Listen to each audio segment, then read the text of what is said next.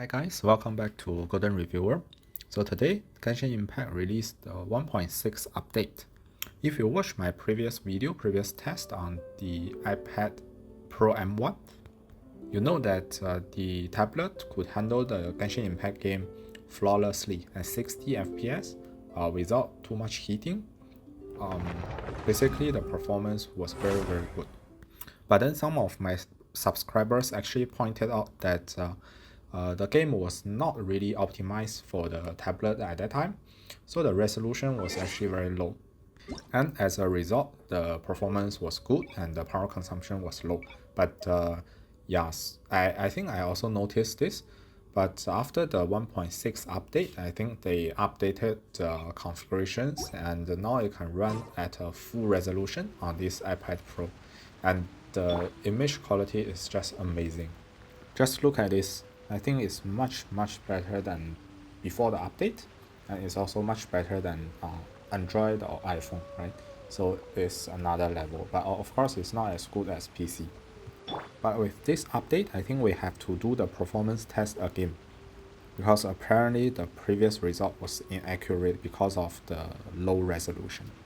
Okay, so I'll show you this screen recording a little bit more, and then let's move on to our proper performance test.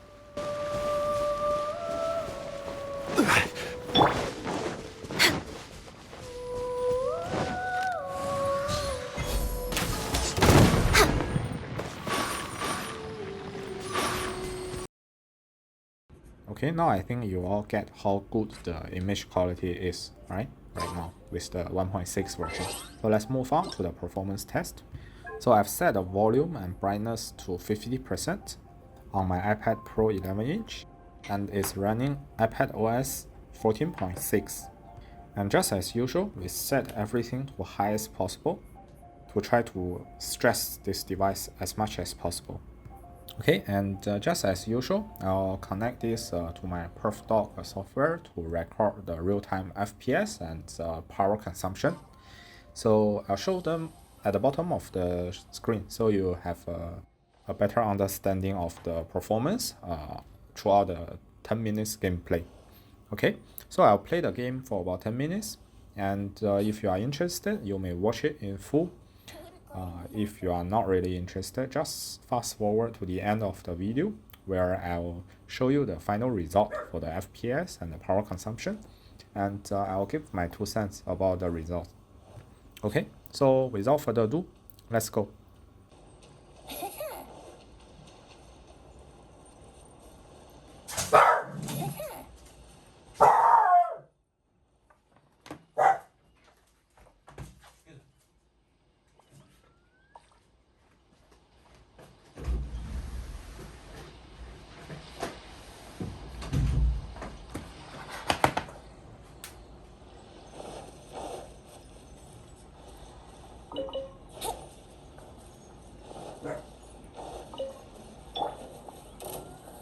Solidify.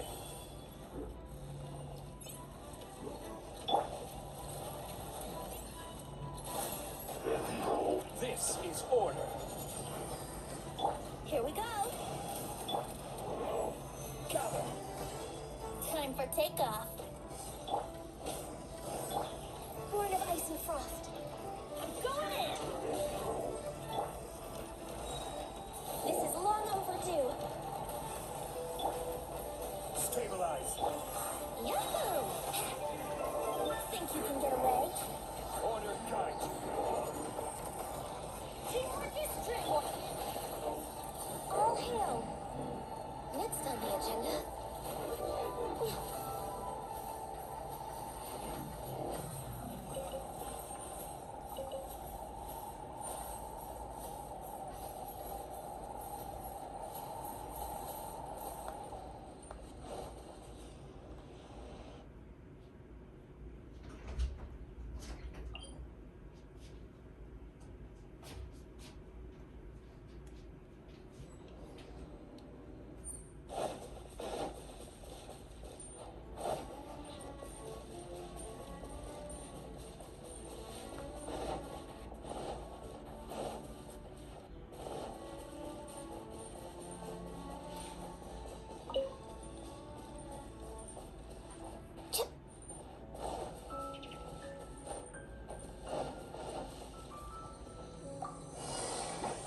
This is order.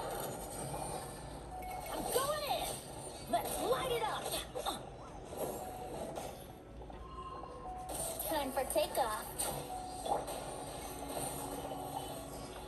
Brace yourselves. Teamwork is dreamwork! For Rex Lempus!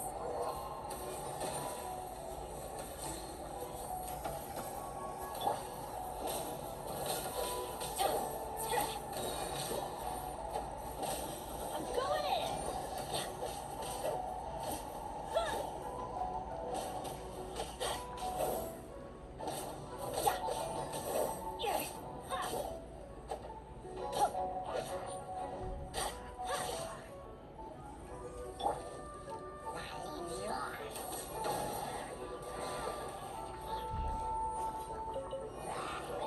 Healthy body, healthy mind.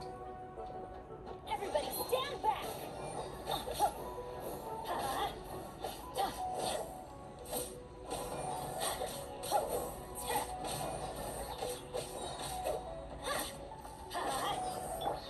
Born of ice and frost.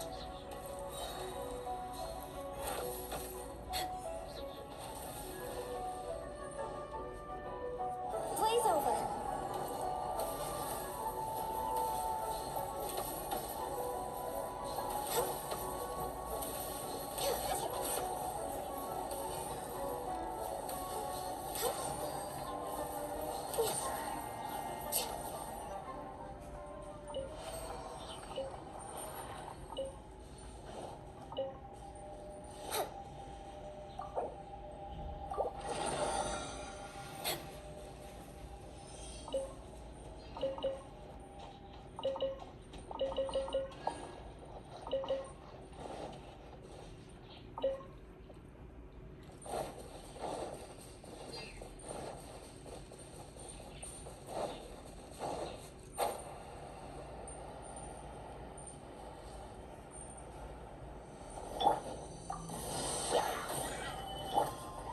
No touching.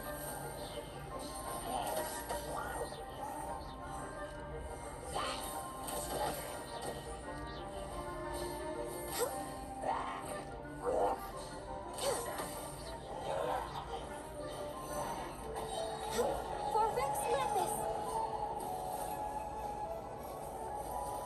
Think you can get away? Let's play. I'm going in. Let's light it up. Yeah.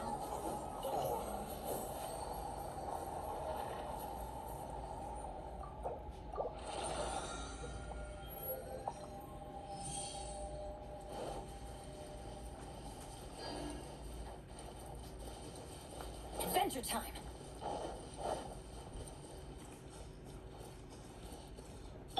Yahoo!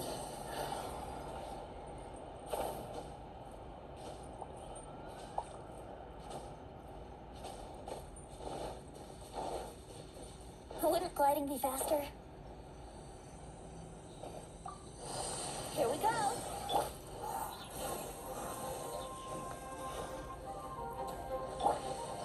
Solidify.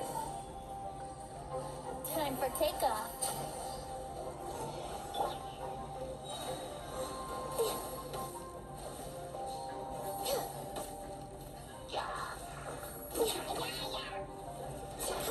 This is long overdue.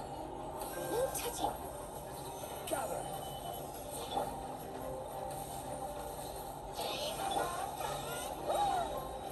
Think you can get away?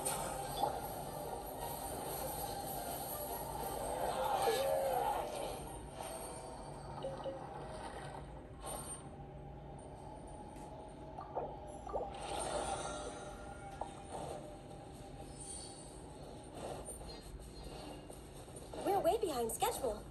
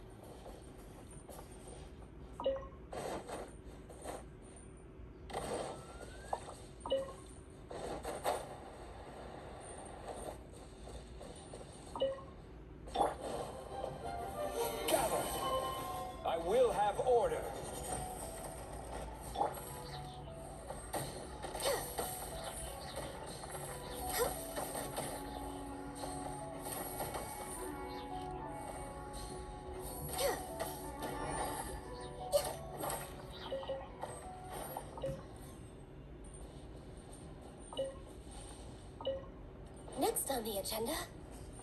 Let's play!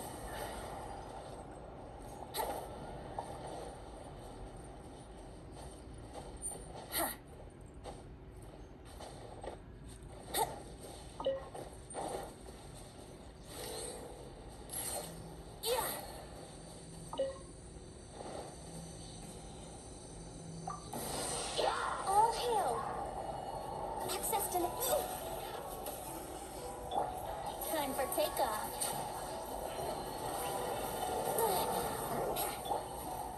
Gather. Everybody stand back!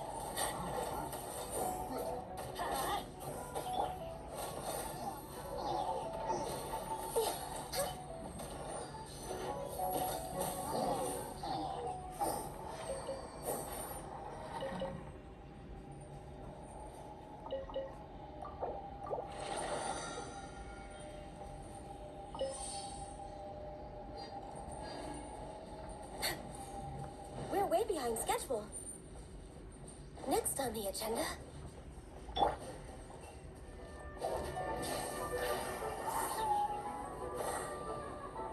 Huh?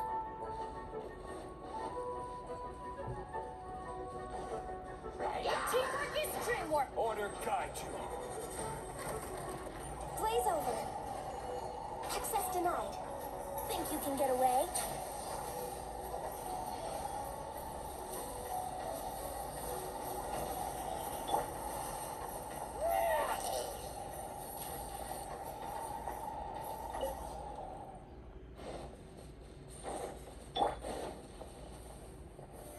Solidify.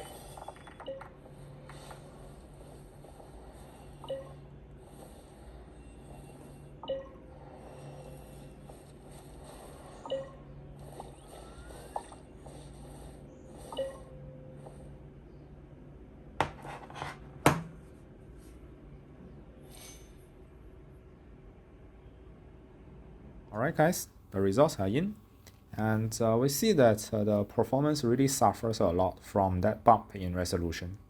In fact, it's quite similar to what we've got from the iPhone 12 Pro Max. For the first 2 or 3 minutes, it was able to maintain a 60 FPS, and together with that amazing graphics quality, that gameplay was so amazing, it was flawless. But after about 2-3 minutes, the throttling kicks in. I think there is just too much heat generated, and the performance suffer a lot. We see something like 30 to 40 FPS after the 3 minutes mark, and it was mostly around there throughout the rest of the gameplay. And I have to say it's quite noticeable, it's quite laggy, and it's definitely not as enjoyable as a stable 60 FPS.